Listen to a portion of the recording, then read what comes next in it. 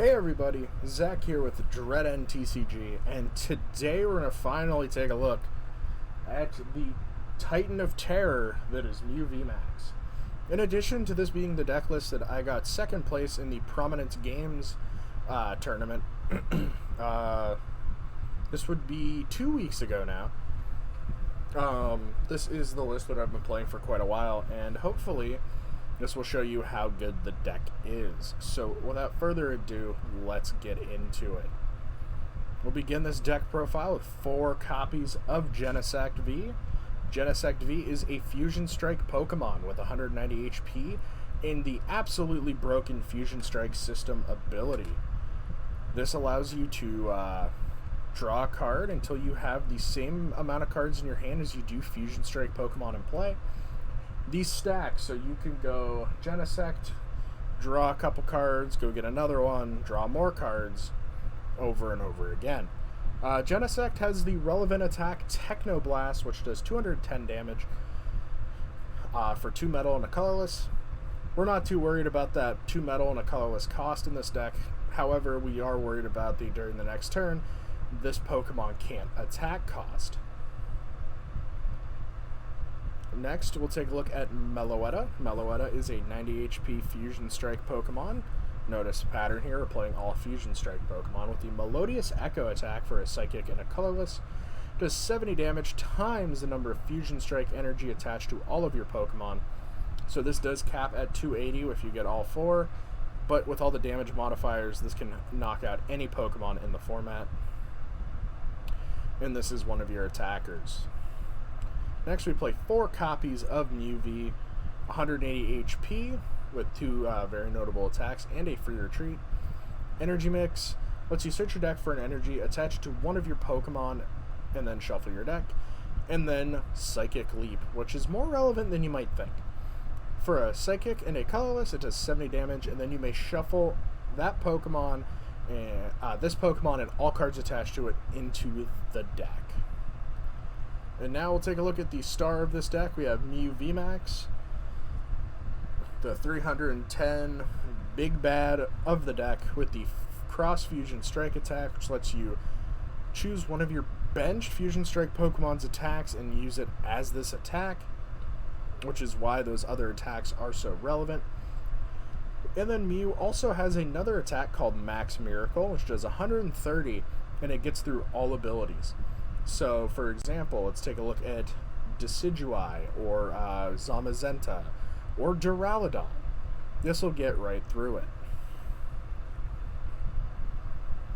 So this deck plays a ton of item cards for consistency purposes. We'll get into it.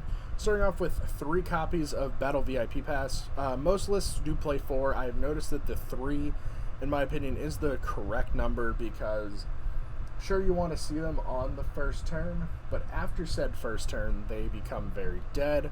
And I noticed there were a lot of times where I'd maybe get to use 1 turn 1, and then I'd have 3 dead cards in my deck.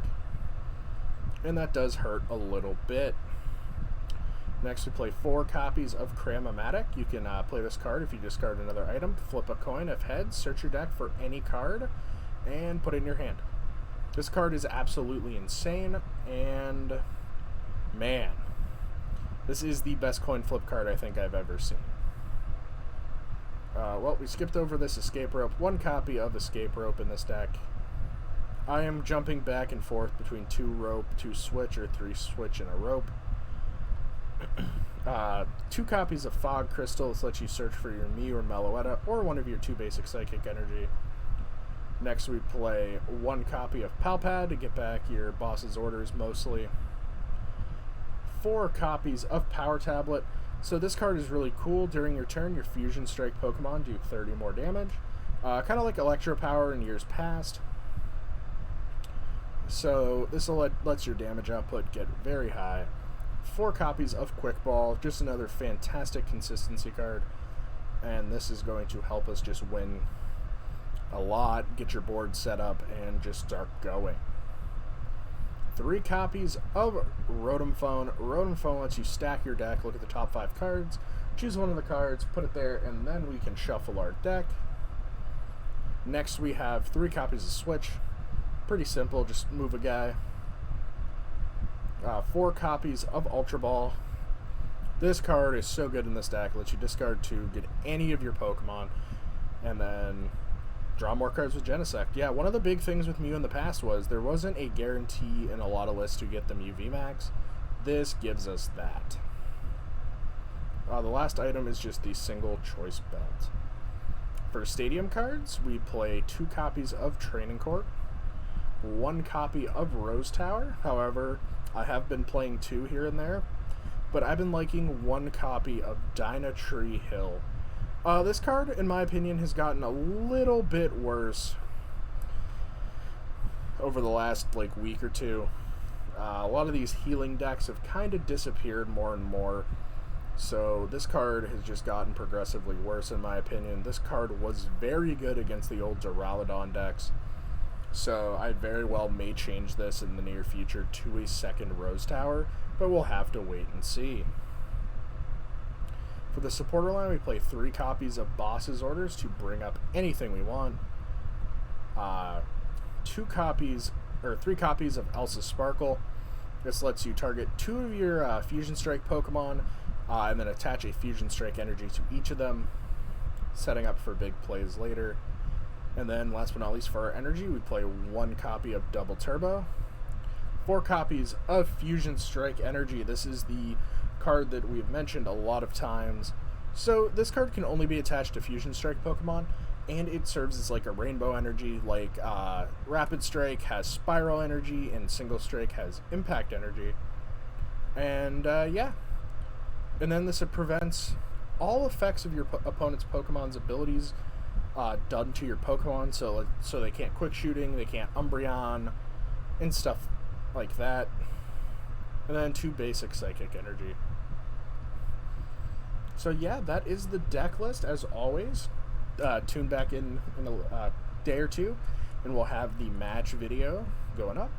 Also, real quick, before we end off this video, I would like to just give you a little mini tournament report from that event that I did play in, that I did get 2nd place.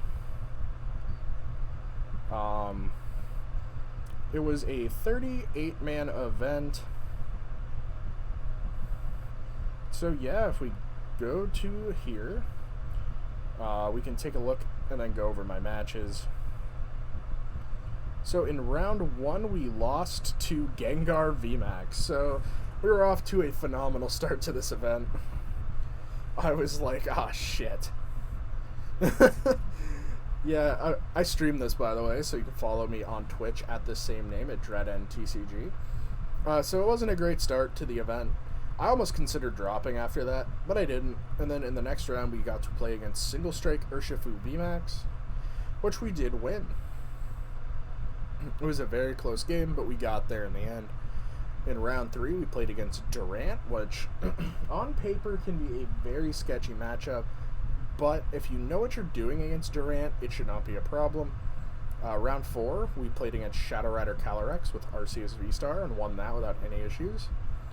Round 5, on stream, for the official tournament stream, we beat Orbeetle VMAX, my good friend Chris, who also got top 8, so if you want that list, let me know.